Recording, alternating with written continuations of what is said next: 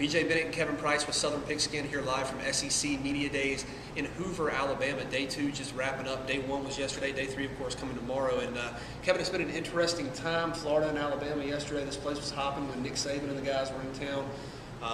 What are your impressions so far at SEC Media Days? Well, it's kind of wild, BJ. I've been to the Super Bowl and other big events like that during my sports writing career, and this is one thing that I've always wanted to come to, and it's a lot like the Super Bowl in a lot of ways. You got over 1,000 media members here.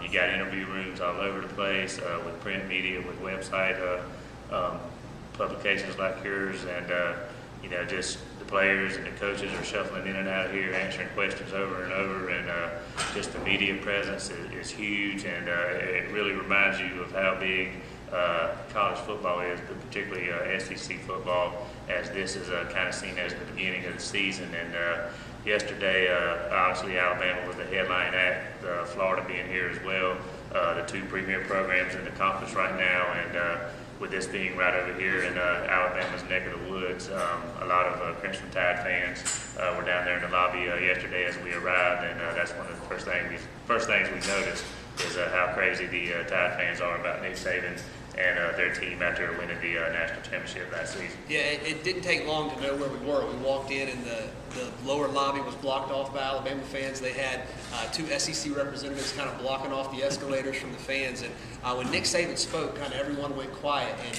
the obvious theme here, especially from Nick Saban and Urban Meyer's press conferences, were this talk of the agents and courting college players that still have college eligibility. And boy, Nick Saban had some very harsh words for those agents.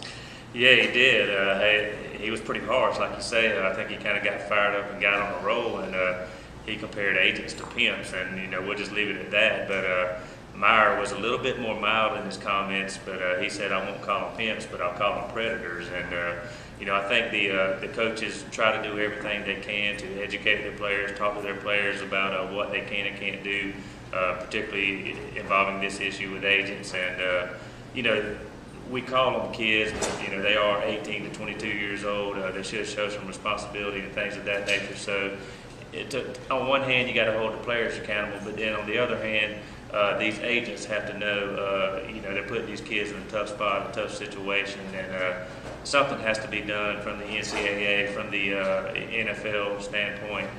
This thing has to be under control because it's putting kids in some tough situations and then getting these schools ultimately in trouble for something they really shouldn't have to be dealing with. There's no question. And KP today, the mood kind of more football oriented, and we saw Ryan Mallett, some Arkansas folks, obviously Mark Richt, University of Georgia today, and I know you paid close attention, as your blog indicates, to what Mark Richt had to say.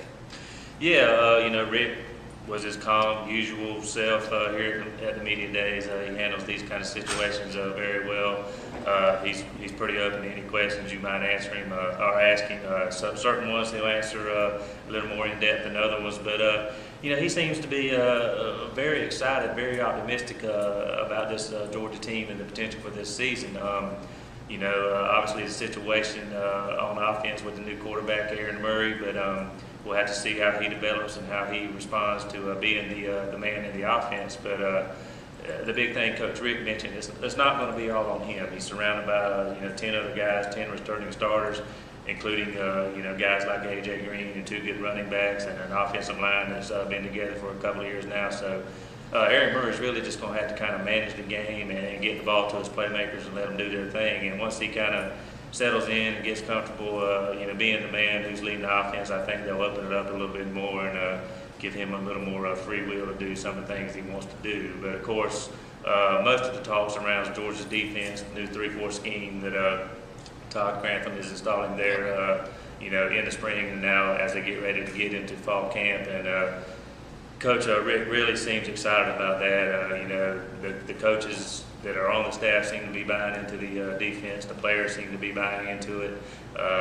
They got it pretty much installed, but they just need to learn where they need to be, what they need to do, and just get more comfortable in the scheme. But it really sounds like Georgia might be returning to that junkyard dog mentality under Grantham. They're going to get after people, they're going to blitz, they're going to come at you from all angles, and really play an aggressive style of defense, and kind of maybe let their athleticism and talent take over and just get after people. Well, and a couple of things that I noticed, I think that Mark Richt and all three of the players spoke of having great confidence in Aaron Murray, the young redshirt freshman. And, you heard the players also talk about the fact that, look, we're excited to see this new defense. We're going to be aggressive, getting after people, Kevin, like you said. Switching gears a little bit, if I'd have told you a month ago that one of the headliners at SEC Media Days wouldn't necessarily be Mark Ingram or Steve Spurrier or Mark Richt or Nick Saban, it'd be Robbie Caldwell. First off, we'd say, who's that? And, obviously Vanderbilt's new head coach with Bobby Johnson retiring, but I heard him tell a story, Kevin, a little bit earlier where he said he was holding the door open for somebody going into the bathroom, I believe a lady, and she gave him a tip and said, "Thank you very much, sir, for holding the door open." So you're here as the SEC head football coach. People think you're a doorman, but Robbie Caldwell's been a hit his first time on the big stage, and I tell you what, took the podium with great charisma today at SEC Media Days. Yeah, no doubt. I heard him over here in the room we were in for about 10 minutes as I was typing up my story on Georgia for the website, and he wasn't the big splash over here that he was in the room next door. I think he got a standing ovation and had the guys over there laughing throughout his press conference over there. So, he's kind of maybe a country boy, maybe a little bit of rough around the edges, which may not suit the Vanderbilt profile, so to speak, but he could create some excitement in Nashville. We know it's tough for Vandy to compete with the programs like the Georgias, the Floridas, and the Tennessees on a regular basis. But they do turn out good teams, good players, and a lot of times it's just the depth and things like that that get them in the end. But he could provide some excitement. He's definitely going to be a guy who you might want to hear what he has to say from week to week in his press conferences, no doubt about it. There's no question. We saw Steve Spurrier, kind of classic Steve Spurrier, cracking jokes, being a little bit sarcastic, having a good time. Talking of expectations, the University of South Carolina. But I want to touch on Ryan Mallett. We mentioned him a little bit earlier as we wrap this up. Ryan Mallett sat right here at this table and deferred questions about him being the #1 pick in the draft, kind of turned them down. Didn't want to talk about the Heisman, didn't want to talk about All-American, type recognition or crazy statistics. He said, look, our goal is to win the West. We know Alabama's here, but judging from Ryan Mallett and Bobby Petrino, Arkansas feels like they're going to be right there competing with the defending national champions. Yeah, no doubt. When you look at the SEC, in particular the SEC West, I guess we should say Arkansas is maybe one of those dark horse teams. You got Alabama sitting at the top. A lot of people talking big things about Auburn, and of course, LSU is going to be a factor as well. But whether or not Arkansas can wrestle the West title away from Alabama remains to be seen. But I think they can throw a monkey wrench into the situation and win a lot of football games this year. Obviously, we saw what Mallett could do last year. He's a big presence in the pocket, just an opposing guy back there in the quarterback position.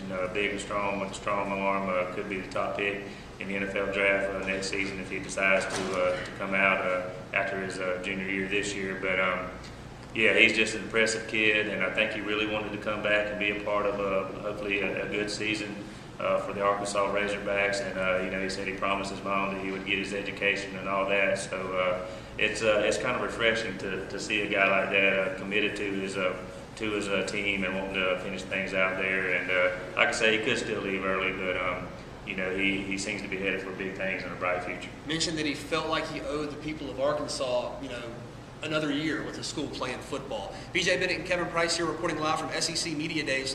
Should we take questions from the audience? No. I think we're good. For more information, visit southernpigskin.com.